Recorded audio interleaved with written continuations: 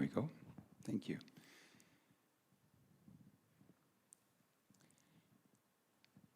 Well, the last Sunday before school starts,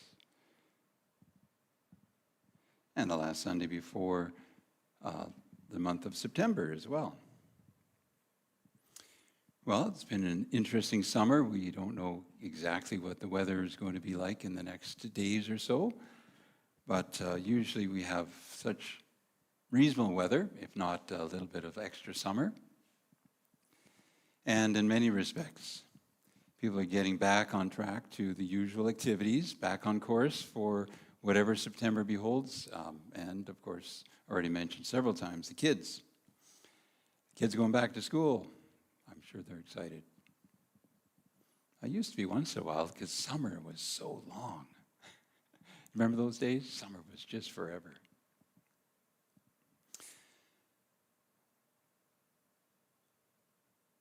Well, a strike by employees is not the worst thing to happen to an airline. One of the consequences of the recent Air Canada strike is, besides the ending of that dispute, is getting all the planes back in the air to where they were supposed to be. Now, I don't know if you've ever thought about that. You've probably heard in the news that it would take about 10 days or more, even up to 2 weeks, before all of the schedules are back in action. Why is that? You can imagine imagining a time-lapse camera for each day of that strike and imagining where those planes were supposed to be, filled with passengers, picking up a whole new load of passengers, and so forth. Well, they weren't in those locations. They were still stuck on the parking lot, wherever they were grounded. And, well, it must be a logistical nightmare to try to figure out how to get them back to at least service all of the routes that they had been promised, people had paid their tickets for. And, yeah, so it, of course, resulted in not a few problems and all sorts of delays. Now, when it comes to air travel, I think we're all used to delays, aren't we? You probably have your own stories about that. There's a story about a captain who came onto the microphone on the PA system after a long delay at the gate, waiting to depart. And finally, he said to the passengers, "I'm sorry for the delay, but the machine that smashes your baggage and pulls off its handles is broken. So the ground crew had to do all that by hand." Okay, some of you got that one. I thought it was good. Oh, you've got your tales about travels, whether by boat, by plane, even by car, which were delayed, thrown off course, and so forth. Probably some good stories here to be shared at coffee time. Well, this also happens in our walk with the Lord.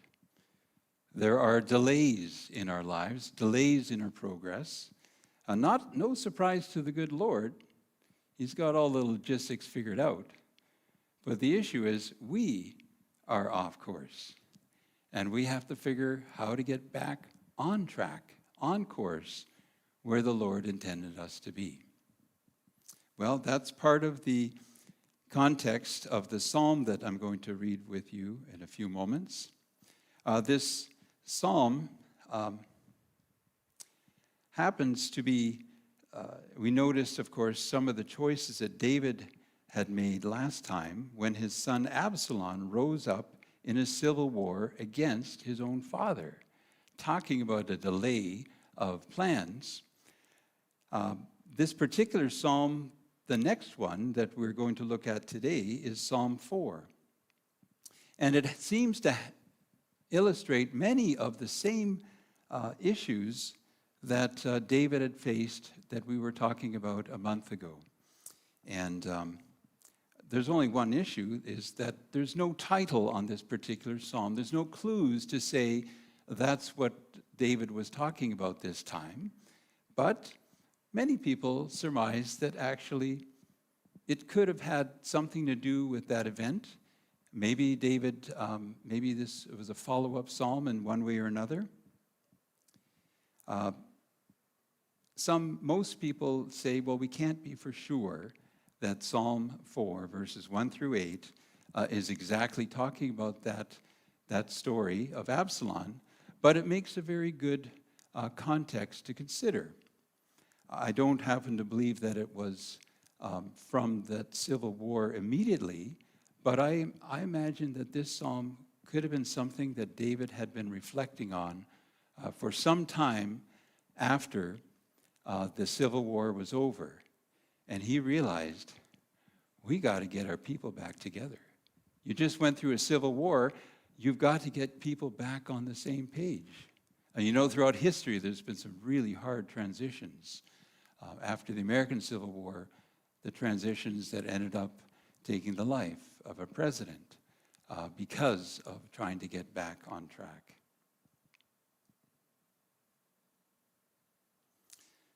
So let's read these verses as we have them. Excuse me. Oops. Psalm 4, verses 1 through 8. Answer me when I call you, O my righteous God. Give me relief from my distress. Be merciful to me and hear my prayer. How long, O men, will you turn my glory into shame? How long will you love delusions and seek false gods? Selah. Know that the Lord has set apart the godly for himself. The Lord will hear when I call him. In your anger, do not sin. When you are on your beds, search your hearts and be silent. Selah. Offer right sacrifices and trust the Lord. Many are asking, who can show us any good? Let the light of your face shine upon us, O Lord. You have filled my heart with greater joy than when their grain and new wine abound. I will lie down and sleep in peace. For you alone, O Lord, make me dwell in safety. So far, the reading of God's precious and holy word. Lord, I pray now that the words of my mouth and the meditations of our hearts, Lord, will be directed by you, that we may walk more closely with you this day forward. In Christ's name I pray. Amen.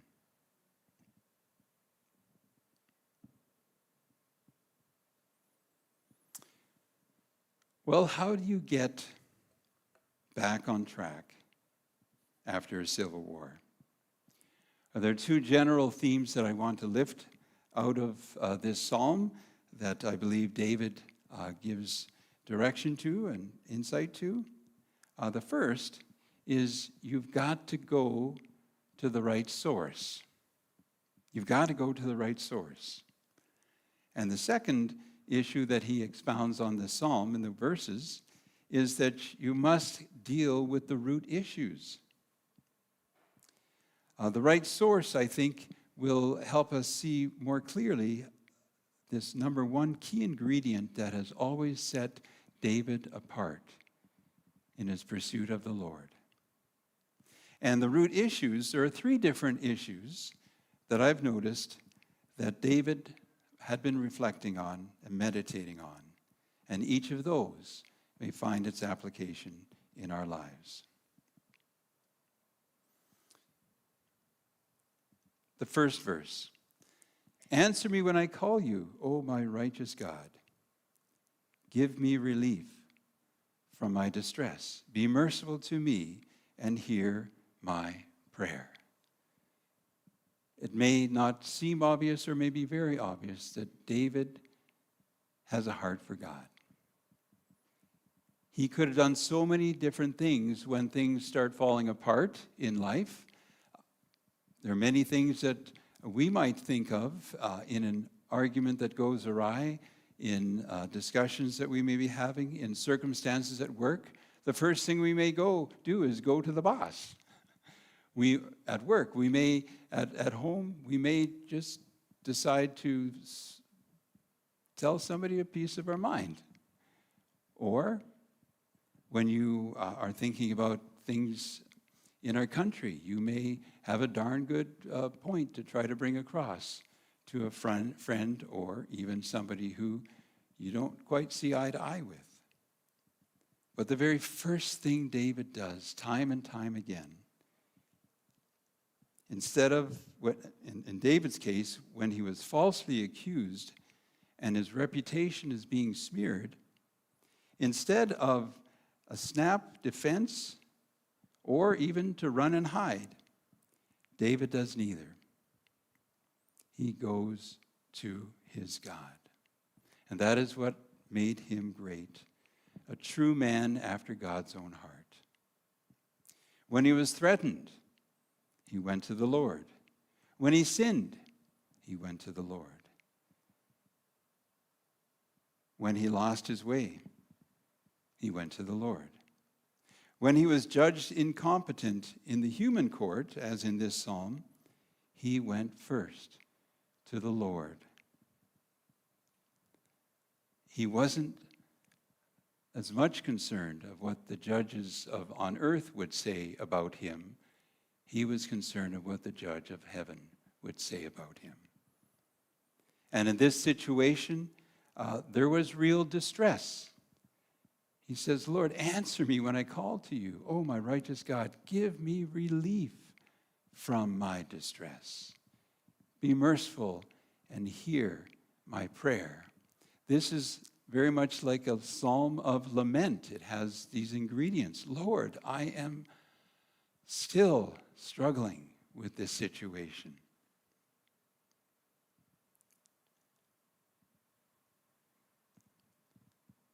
And he turns to God first. Now, as we look at this psalm, we notice that really this is not a psalm of repentance. And that's one of the reasons why I think that this took place sometime later. He's dealt with the issues in his life, that those times when he has realized, Absalom, my son, I failed him as a father. When he realized, the way I fell with such a poor example to the Lord when I fell in adultery with Bathsheba. Those were the deep sins that had given seeds to this civil war so many years later. Why, you may say? Well, Absalom we'll get to some of that more later, but this is really the stress of persecution, in a sense. In Matthew 5, verse 10, we read that when one of the Beatitudes, blessed are those who are persecuted for righteousness' sake. David is trying to get back on course for this country of Israel. Israel had a purpose, the purpose for Israel to shine the light of God's glory to the nations so that they would know how good God was to them and invite the nations to walk along. Now, does that mean that David was sinless and perfect? Of course not. We were studying in the book of Romans last week with Henny. Not one is righteous before the Lord. But this is the issues that we often face, simply, as it were, those who are against the things of God, or who are twisting and turning on what God's purposes are. Each one of us has a calling before God. Like David, as was called to be king, we have our callings.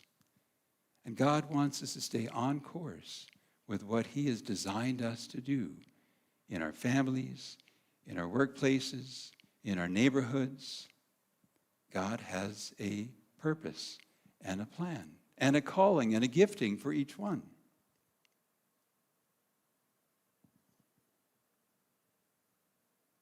David was not perfect, but he was committed. Be merciful to me, O God, and hear my prayer. One of the translations of the phrase, O my righteous God, is God of my right. And in that, David is saying, Lord, you are the true judge of my heart. I am relying on your covenant character. You have made a covenant with me, God, just as we have been given a covenant in Jesus Christ. And so we follow. And here's the key. God of my right means that God will protect his own. He has a purpose. It may be through dark tunnels and difficult times, but he has a purpose, and he will bring us through. Even Paul in the New Testament, in 2 Corinthians 4, verses 8 and 9, said it this way. As he understood and knew a little bit about great sufferings, he says, we have treasure in jars of clay. We're hard-pressed on every side, but we are not crushed. We're perplexed, but we're not in despair. We are persecuted, but we are not abandoned. We are struck down, but we are not destroyed. God will see us through. He has made a covenant through Jesus Christ to bring his people through to his grand purposes for our lives. This is the one key ingredient for us all. Go to the right source first. Go to the Lord first when you find yourself in these situations where you may say, Lord, why did they say that about me? Lord, why am I being dragged through the mud? The Lord will help you get back on course. But David also had some insights on how to get back on course. Well, you have to deal with the root issues. Verses 2 and 3. How long, O men, will you turn my glory into shame? How long will you love delusions and seek false gods? Selah. Know that the Lord has set apart the godly for himself, and the Lord will hear when I call him. A few things out of this verse. I believe David has been reflecting on those who've been distracted in the ways of the world. Well, when people are falsely accused or reputations being smeared, well, the world has some very good ways to do that. Typically, they are to tear a man down instead of building them up. In other words, throw enough mud and repeat, but don't rinse. Hopefully, some of the mud will stick. We can see that day in and day out when countries are feeling torn apart. That just seems to be the way it goes. But here's the key. No matter how difficult, how much we are feeling the pressures, how much we are feeling torn apart, God says, I will see you through. Those who are not dealing with the root issues of the worldly ways, it's very much like Absalom. He, in a sense, loved delusions and sought false gods. How is that, you may say? Well, the delusion was that he could be the rightful king in Israel. The delusion is that he would get away with it. What were his false gods? Well, he wanted things his way. There's so many things that had been churning in Absalom's heart. But when you think about it, he used deception and anger and selfish ambition to begin a war that he thought would be over quickly. And as we noted last time, it ended for disaster for over 20,000 Israelites who perished fighting against David. And Absalom himself, to David's great heartbreak, also perished. We go through things, and sometimes we just have to realize we have been slipping from God's ways and choosing worldly ways. Worldly ambitions will never get God's plans back on course. It'll never happen. Just a moment. It's amazing how, as we learn to put those difficult times in perspective, some eloquent words have been written in hymns of the past. And one hymn that I had been reminded of that talk about the dark days of life is an example with the wonderful poetry you can't imagine. Here are some of the words of that hymn. When through fiery trials your pathway shall lie, my grace all sufficient shall be thy supply. The flames shall not hurt thee, I only design thy dross to consume and thy gold to refine. What beautiful words. And for you and I have probably never thought to describe the difficult periods in our lives like that. But a reminder that others before us, hundreds of years ago, have suffered and have left behind not only these words, but a wonderful testimony of walking in the ways of the Lord, so that the Lord may be honored and not to be distracted in worldly ways, by the worldly ways. Well, you notice when I read the passage a few times, I, for the first time, actually used the word Selah, which is a note in the margin, not in the margins, but in the text itself. And we usually just don't say it. But what it often appears to refer to is, let's pause for a moment and think about that. How long, O man, will you turn my glory to shame? How long will you love delusions and seek false gods? How long will you walk in worldly ways?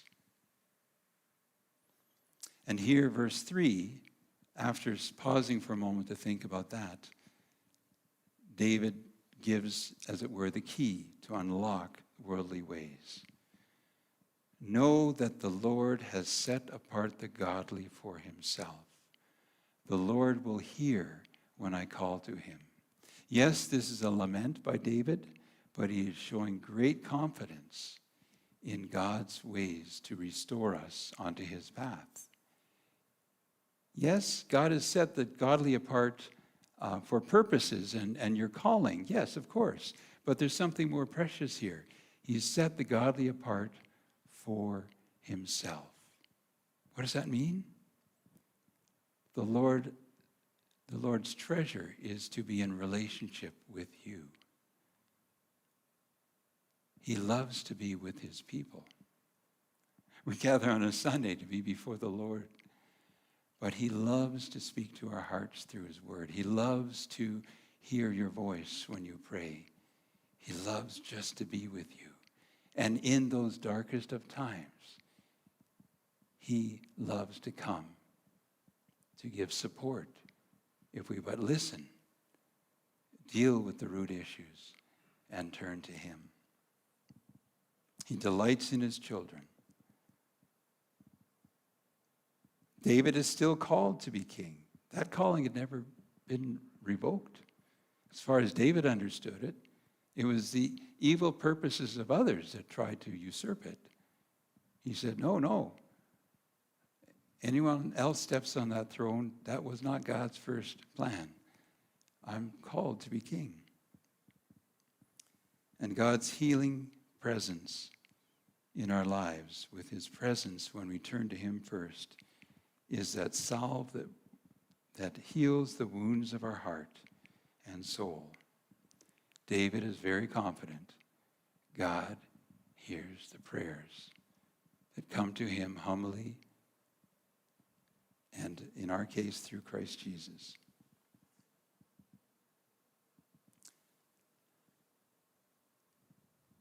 There are the worldly ways that have to be dealt with. The second discernment that David offers is how to get back on course. Well, you have to deal with angry ways in particular. Verse 4, in your anger do not sin. When you're on your beds, search your hearts and be silent. Selah.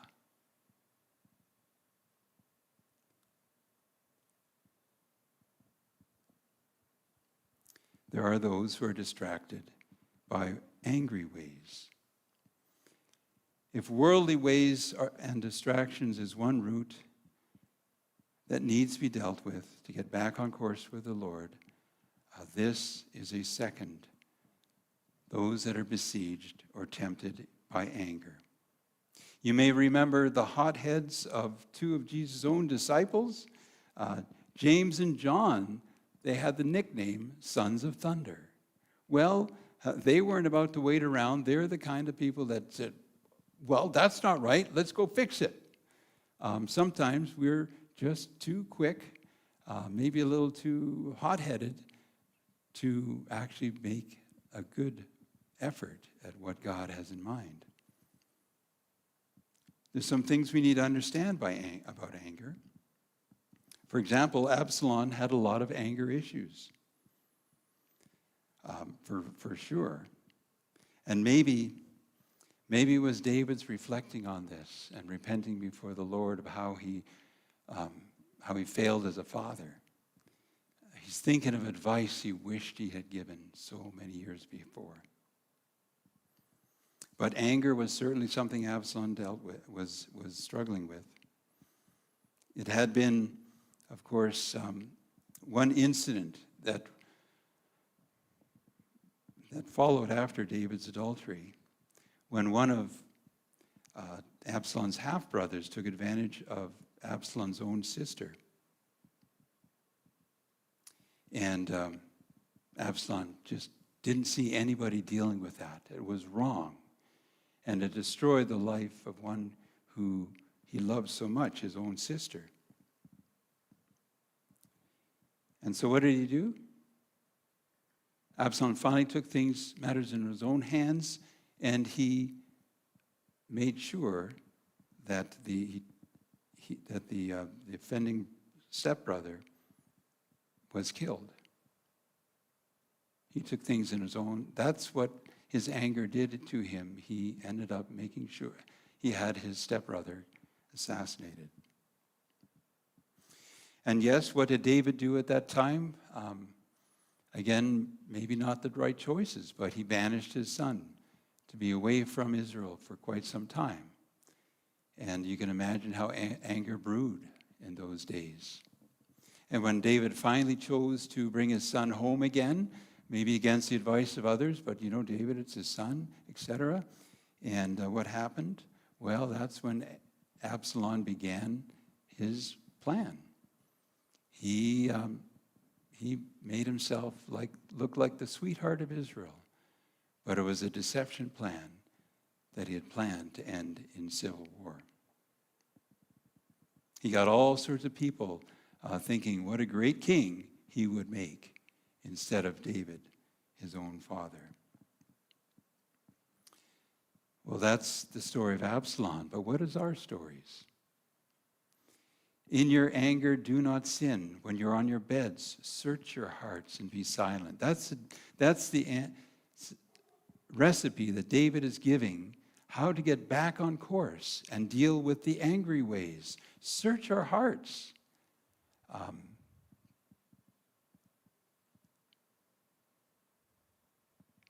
It's easy to be very tired at the end of a long day and not have at least time for some reflection on the day itself. And David says, this is what you need to do. When you start realizing what has been going on inside of your heart, the frustrations may be boiling over into angry ways. And then again, that word Selah appears, yes. as we wait before the Lord, of course, the advice is listen to what the Lord is saying. You may need to open his word for that. But yes, reflect on this. This is the solution, how to get back on course. And then David offers his antidote. Offer right sacrifices and trust in the Lord. My question to you, as we seek to trust him, do you struggle with anger? How do you deal with those situations that seem so unfair to you? The advice that David gives here seems very similar to what Paul says in another place. James first. James puts it this way.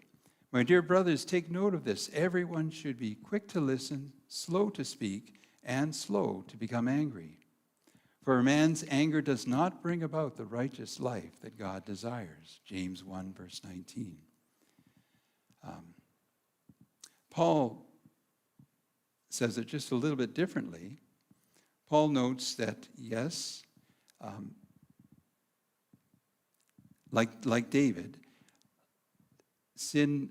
anger may not lead to sin, but you have to be very careful to consider this, and that's why he says, search your hearts. At the end of the day, search your hearts. Paul says something very similar, and he agrees with David's advice. Anger does not necessarily result in sin, but this is Paul's caution. Do not let the sun go down on your anger. David seems to say it's okay to sleep on it after you've dealt with it, but Paul says, man, do not let the sun go down before you've really dealt with the anger issues in your heart. Whichever way you deal with it, how are you dealing with the unfair situations in your life? This is one of the root causes of missing getting back on course.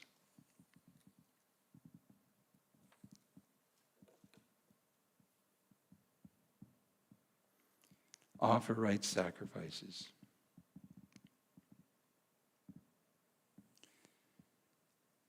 I happened to hear Chuck Swindoll this week remind us in a brief 1-minute devotion how important it is to have a clean conscience and a strong faith. You can't have one without the other. If you have a clean conscience before the Lord, you will find that your faith would be strengthened, and you would be, as it were, standing on the rock of these two foundations. Let's not miss that in our own lives. And then there's yet one more that David alludes to here. One more root issue that we need to deal with if we want to get back on course with the Lord. Verse 6, many are asking, who can show us any good? Let the light of your face shine upon us, O Lord. And verse 7, you have filled my heart with greater joy than when their grain and new wine abound. Now what's going on here? We dealt with the root issue of worldly ways. We were talking about a deeper root issue in anger. And what is going on here? Many are asking, who can show us anything good that's going on in this world right now? Have you seen those people? Are you that way once in a while? Man, there's nothing that's really working out anymore. Maybe these are the worried people, the worry warts, those who just are a little bit, they just can't see any light at the end of any tunnel. And some days we feel that way. Sometimes we feel the pressure is like, oh, this will never change. This will never change. And I think that's a root cause to deal with, an important one. Is there anything good that can come out of this? God says yes. And we don't have the same Selah in this particular couplet of verses as we're coming to the end of the psalm. But there's a wonderful allusion here in the second phrase. Many are asking, who can show us any good? And David says, let the light of your face shine on us, O Lord. And I think it's a good phrase to remember for the anxious, the worriers, and the pessimists. Because I believe at root, it's a trust in the Lord issue. And David is reminding us in this particular phrase that of two things. The first is the reminder of the blessing that Moses asked the priests to give to the people in Numbers 6:22 and to 27. This is the blessing that you sometimes hear at the end of a church service, but it was the blessing that Moses had been given instructions by God. Make sure that the priests would be speaking these to God's people. And this is the phrase, the Lord bless you and keep you. The Lord make his face to shine upon you and be gracious to you. The Lord turn his face towards you and give you peace. What a wonderful blessing. And every time Israel gathered for worship, every time they would speak these words to the people. And you may say, well, that's a nice little blessing at the end of a church service. That's a nice little blessing. But no, it's so much more than that. Because listen to what Moses was told by God. When they do this, they will put my name on the Israelites, and I will bless them. Yes, we need to be reminded. That's God's heart, to bless you with his presence, yes, but also in different ways. He will bless you to put your hand to the wheel, to set your course, to restore, to renew, to get back on the right course. That's the blessing. I will put my name on them with these words.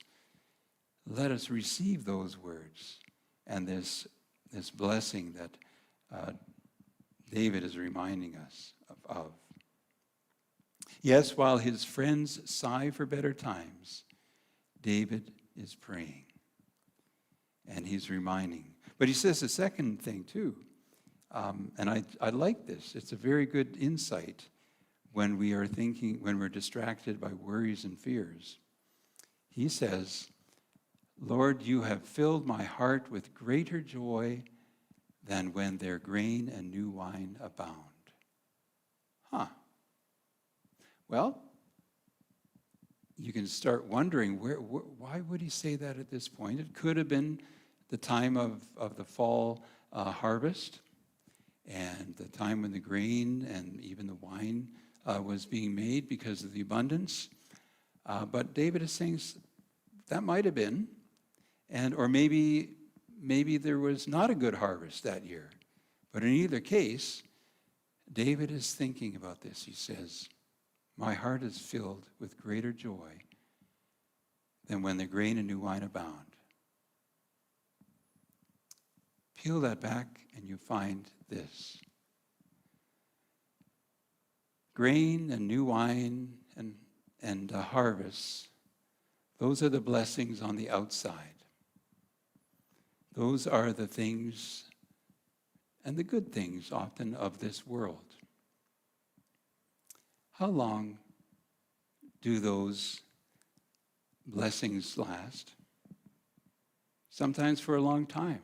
We live in a very blessed country with usually good harvests and probably lots of wine. But that's talking about joy that comes from the outside. What is David talking about?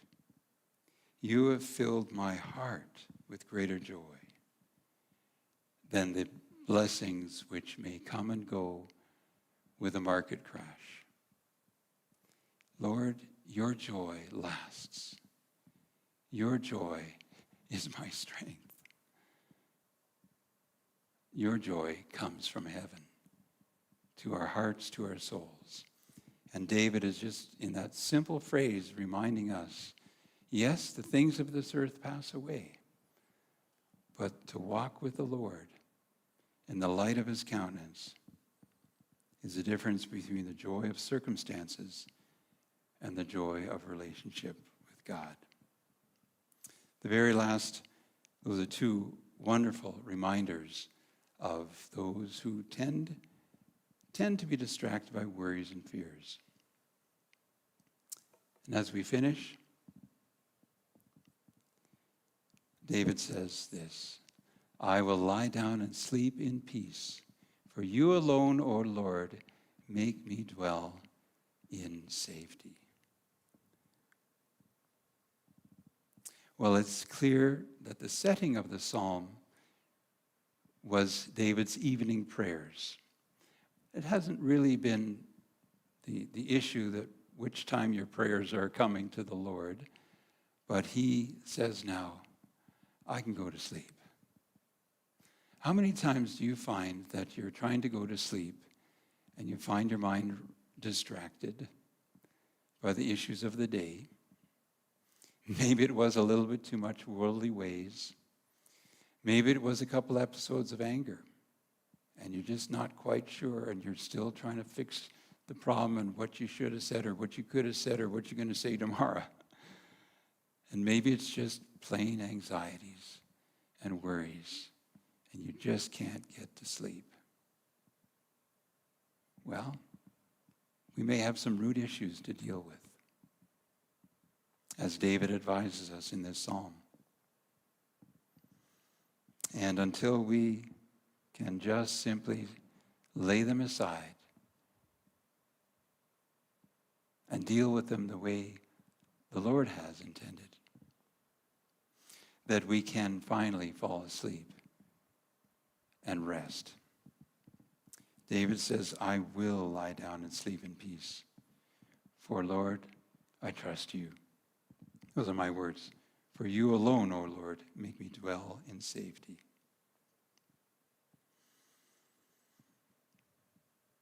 David has given us a recipe for how to get back on course for the things God has intended for your life and mine, and as a church. May God help us and bless us through this, through his word. Amen.